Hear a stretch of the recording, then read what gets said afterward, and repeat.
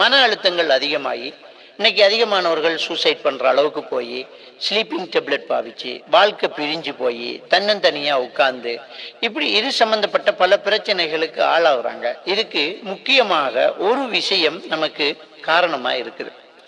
இன்னைக்கு தலைவலி, பிடரி கடுக்கிறது, முடி கொட்டுறது, ஞாபக மறதி ஏற்படுறது, கேஸ்ட்ரிக் உடைய அந்த சிம்டம்ஸ், அடி வயிற்றுல வலி இருக்கிறது, குதிகால் கடுக்கிறது, அதே மாதிரியாக சத்தங்கள் இரைச்சல்கள் பிடிக்காம இருக்கிறது, ஷோல்டர்ல பெயின் இருக்கிறது, லோ மூடா இருக்கிறது, வாழ பிடிக்கல, சமைக்க பிடிக்கல, ஒழுங்கா உடுக்க பிடிக்கல, அப்படி என்று இருக்கிறது.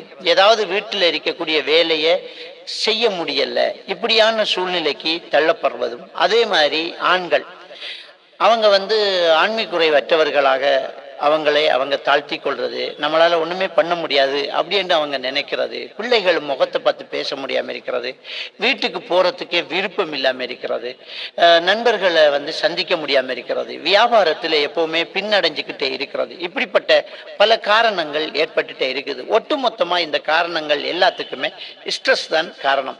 இந்த ஸ்ட்ரெஸ் நம்ம எல்லாருக்குமே ஏற்படாம இருக்கணுமா அப்படி என்று சொன்னா முடியவே முடியாது. ஏன்னா மனுஷனா பிறந்தா ஸ்ட்ரெஸ் இருந்துதான் ஆகும். அது இல்லாம ஒரு மனுஷனும் வாழ முடியாது. ஏன்னா அல்லாஹ் தஆலா அல் குர்ஆன்ல அடிச்சு சொல்றான், வல நபுலு வன்னக்கும், உங்களை கண்டிப்பா சோதிப்போம். அந்த சோதனைகள் தான் ஸ்ட்ரெஸ் ஆகுது. நம்ம எல்லாருக்குமே ஸ்ட்ரெஸ் வரும் இல்லைன்னு சொல்ல முடியாது. அந்த ஸ்ட்ரெஸ் வந்தால் இன்னைக்கு இவ்வளவு பெரிய பிரச்சனைகளுக்கு ஆளாகி அதுல வெளியில வர முடியாம தவிச்சுதான் அந்த சூசைட் அட்டன் பண்றதும், வாழ்க்கை பிரிஞ்சு போறதும், இப்படிப்பட்ட பிரச்சனைக்கு ஆளாகிறதும் இருக்கு. இந்த ஸ்ட்ரெஸ்ல இருந்து வெளியில வர்றதா இருந்தா ஒரு முக்கியமான ஒரு விஷயத்தை சரியா பின்பற்றினால் கண்டிப்பா இதுல இருந்து வெளியில வர முடியும். அதுதான் இறை தொடர்பு. அல்லாஹ்வுக்கு சுப்ஹானஹு வ தஆலா இந்த மனுஷனை படைச்சு இந்த மனுஷனுக்கு எல்லா வழிகளையும் தந்திருக்கிறான். அதுல ஒரு முக்கியமான ஒரு விஷயம்தான் தொழுகை. அல்லாஹ்வோடு நெருங்குறோம். அல்லாஹ்வை பற்றி அல்லாஹ் திருக்குர்ஆன்ல சொல்லும் போது, நபியே, என்னுடைய அடியார்கள் என்னை பற்றி உன்னிடத்தில் விசாரித்தால் இன்னி கரீபுன் உஜீபு தஅவத்தத் தாஇ என்று சொல்லுங்கிறான். என்னுடைய அடியார்கள் என்னை பத்தி உன்னிடத்துல கேட்பாங்க. கேட்டா என்னை எப்படி அறிமுகப்படுத்தணும் அப்படி என்று சொல்றான் அல்லாஹ். இன்னி கரீபுன், நான் ரொம்ப அருகிலே இருக்கிறேன். உஜீபு தஅவத்தத் தாஇ, என்னிடம் பிரார்த்திக்க கூடியவர்களுடைய பிரார்த்தனைக்கு நான் பதில் அளிக்கிறேன் அப்படி என்று அல்லாஹ்வுக்கு சுப்ஹானஹு வ தஆலா அவனுடைய திருமறையில சொல்லி காட்டுறான். மனுஷனுக்கு பிரச்சனைகள் வரும். அந்த பிரச்சனைகள் வரும்போது அந்த பிரச்சனைகளுக்கு தீர்வு தேடி எங்கேயோ ஓடிட்டு இருக்கோம். சிகரெட்டு குடிச்சு, சாராயம் குடிச்சு, டிஸ்கோவில் கலந்துக்கிட்டு, மியூசிக் கேட்டு, ஆடல் பாடல் செய்து, வெளியில போய் ஒரு நதிக்கரையில உட்கார்ந்து, நதியில கல்லறிஞ்சி, கடற்கரையில உட்கார்ந்து காற்று வாங்கி ஸ்ட்ரெஸ்ஸை நீக்கலாம் அப்படின்னு நினைச்சா அது நாம செய்யக்கூடிய ஒரு பெரிய தவறு. மனசுல உள்ள பாரங்களை கீழே எடுத்து வைக்காம எப்படி நம்ம அதுல இருந்து வெளியில வர முடியும்? அல்லாஹ் தஆலா இந்த மனுஷனை படைச்சிட்டு இந்த மனுஷனுக்கு இறைவனை அறிமுகப்படுத்துற விதம் எப்படி தெரியுமா? நான் ரொம்ப அருகில் இருக்கிறேன், என்னட்ட கேட்டா நான் அதுக்கு கொடுக்குறேங்கிறான். என்னட்ட கேளு, நான் அதுக்கு பதில் அளிக்கிறேங்கிறான். அப்ப இறைவனை நாம நெருங்குறது இல்லை. இன்னைக்கு தொழக்கூடியவர்களுடைய எண்ணிக்கை அப்படியே குறைஞ்சிக்கிட்டு போகுது. இறை தொடர்பு அப்படியே குறைஞ்சிட்டு போகுது. எப்ப இந்த தொலை தொடர்பு சாதனம் வந்துச்சோ, எப்ப இந்த போன் வந்துச்சோ, எப்ப இன்டர்நெட், டிவி இதெல்லாம் வந்துச்சோ, வேறு ஒரு தொடர்புல நம்ம மைண்டை வச்சுக்கிட்டே இருக்கிறோம். எப்ப பார்த்தாலும் இன்னொரு தொடர்புல இருந்துட்டே இருக்கிறோம். இறை தொடர்பு அப்படியே குறையுது. அல்லாஹ்வை நெருங்கிறது, அல்லாஹ் கிட்ட ஓடி போய் கேட்கறது நம்மகிட்ட குறைஞ்சிட்டே இருக்குது. நபிகள் நாயகம் ஸல்லல்லாஹு அலைஹி வஸல்லம் அவர்களை பற்றி சொல்லும்போது சஹாபாக்கள் என்ன சொல்றாங்கன்னா, அவருக்கு ஏதாவது ஒரு பிரச்சனை ஏற்பட்டா தொழுகையின் பக்கம் விரைவாங்க. சூரிய கிரகணம் ஏற்பட்டது. பெருமானார் ஸல்லல்லாஹு அலைஹி வஸல்லம் அவர்கள் சொன்னார்கள், சூரிய கிரகணமோ சந்திர கிரகணமோ யாருடைய பிறப்புக்கோ சாவுக்கோ வாரது கிடையாது. இது அல்லாஹ்வுடைய அத்தாட்சிகளில் இருந்து 2 அத்தாட்சி. அது உங்களுக்கு ஏற்பட்டால் தொழுகையின் பக்கம் விரையுங்க, அல்லாஹ்விடத்துல துஆ கேளுங்க அப்படிங்கிறாங்க. நபி அவர்கள் மனசுக்கு ஏதாவது கஷ்டமா இருந்தா எங்க போவாங்க? தொழுகைக்கு போவாங்க. நம்ம பிரச்சனையை முறையிடுறதுக்கு அல்லாஹ்வை தவிர வேறு யார் இருக்கிறா? சிந்திச்சு பாருங்க. அல்லாஹ்வை தவிர வேறு யார் இருக்கா? அவனால மட்டும்தானே முடியும். நம்ம ஏதாவது சொல்லுவாங்க, உடுத்து கழிச்சவன்ட்டு போகணும் உடுப்பு பிச்சைக்கு, திண்டு கழிச்சவன்ட்டு போகணும் சோத்து பிச்சைக்கு அப்படின்னு சொல்லுவாங்க. நமக்கு கேட்டா தரக்கூடிய ஆளுகிட்ட போய் கேட்கணுங்க. அவனுக்கே ஒண்ணுமே இல்லாம லாட்டரி அடிச்சுட்டு அவன்கிட்ட போய் நீ என்ன கேட்கறது? நம்ம என்ன பிரச்சனையை கேட்கிறோம்? மனசு நிறைய பிரச்சனை, கஷ்டம், மனசுல ரொம்ப வேதனை, வாழ்க்கையில ரொம்ப சோதனை, குடும்பம் சரியில்லை, புருஷன் சரியில்லை, பிள்ளை சரியில்லை, வாழ்க்கை சரியில்லை, வருமானம் சரியில்லை, 1008 பிரச்சனைகள். இந்த பிரச்சனையை தீர்த்து வைக்கக்கூடிய ஒரே சக்தி அல்லாஹ் மட்டும்தானே. வேற யாரு இருக்கிறான்?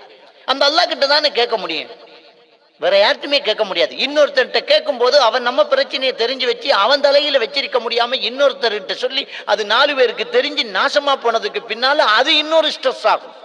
ஒரே ஒரு விஷயம் நம்ம அல்லாஹ் கிட்ட கேட்கிறோம், கண்டிப்பா அவன் தருவான், அவன் தீர்ப்பு தருவான், வேற வழியே இல்லை. எவ்வளவு ஒரு இக்கட்டான சூழ்நிலையிலையும் இப்ராஹிம் நபி கேட்ட துவா, நெருப்பை நெருங்கும் போது ஹஸ்பி அல்லாஹ், அல்லாஹ் போதுமானவன், வ நிஅமல் வக்கீல், அவனை விட வேற யாருக்கிட்ட முறையீடு செய்ய? அத நாம செய்யணும். நமக்கு என்ன பிரச்சனை வந்தாலும் நம்ம தொழுகையின் பால் நினைக்கணும். இன்னைக்கு பர்ல தொழுகிறதுக்கு ஆள் இல்லைங்க, தொழுகிறதுக்கு ஆள் இல்லை. துவா கேட்கறது ரொம்ப குறைஞ்சு போச்சு. திக்ர் செய்யறது, துவா கேட்கறது, தொழுகையில ஈடுபடுறது ரொம்ப குறைஞ்சு போச்சு. அந்த தொழுகையும் ரொம்ப ஸ்பீடா போயிட்டு இருக்கு. இன்னைக்கு அது வேற, பள்ளிவாசல்லாம் இழுத்து மூடியாச்சு, ஜும்மாக்கள் இல்லை, ஜமாத் தொழுகைகள் இல்லை, தொழுகக்கூடிய அந்த வழிகள் எல்லாம் இழுத்து மூடியாச்சு, தொலை தொடர்புகள் எல்லாம் கையில வந்தாச்சு. தொடர்பு அல்லாஹ் கிட்ட வைக்காம இன்னொரு கருவி கிட்ட வைக்குது. இந்த இந்த உலகத்தினுடைய வளர்ச்சி அல்லாஹ் கிட்ட கேட்கணும். நம்ம இப்ப நல்ல நேரத்தோட இருக்கிறோம், நல்ல நேரங்கள் நமக்கு இருக்குது, அல்லாஹ் கிட்ட கேட்போம். சுஜூதுல நேரத்தை நல்லா கூட்டும். துவா கேட்கக்கூடிய ஒரு இடம் சுஜூது. அத்தஹியாத்துக்கு பின்னால சலாம் கொடுக்கறதுக்கு முன்னால் அல்லாஹ் கிட்ட கேட்போம்.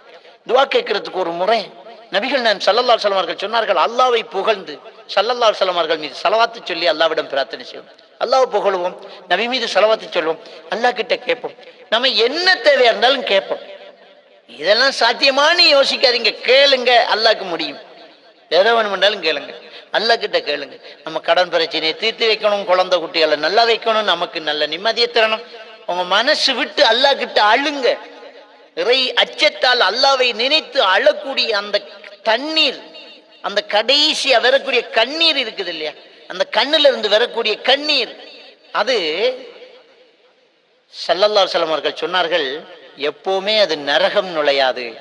அது மடியிலிருந்து கறந்த பால் எப்படி திரும்ப போகாதோ அப்படி ஒரு மனிதன் கண்ணீர் விட்டுட்டான்னு சொன்னா அது நரகம் போகாதுன்னாங்க. அப்ப கண்ணீர் விட்டுட்டோம்னா அவ்வளவுக்கு அல்லாஹ் தஆலா நமக்கு அதுக்கு பிராயச்சித்தம், அதுக்கு பதில் தாரோம். நம்ம அல்லாஹ் இடத்துல கேட்போம், நம்ம பிரச்சனைகளை முறையிட்டு கேட்போம்.